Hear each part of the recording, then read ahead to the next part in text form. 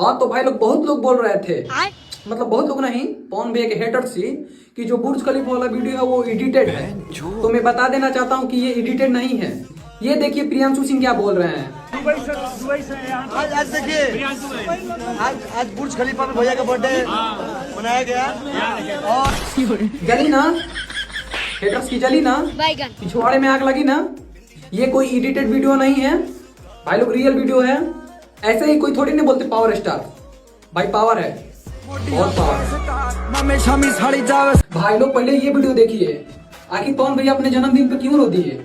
तो तुम्हारा खुशी छीन ली।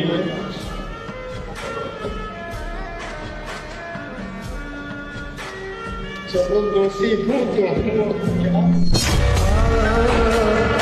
भाई लोग अपने जन्मदिन पर कोई रो दे, उससे बदनसीब क्या ही बात होगी।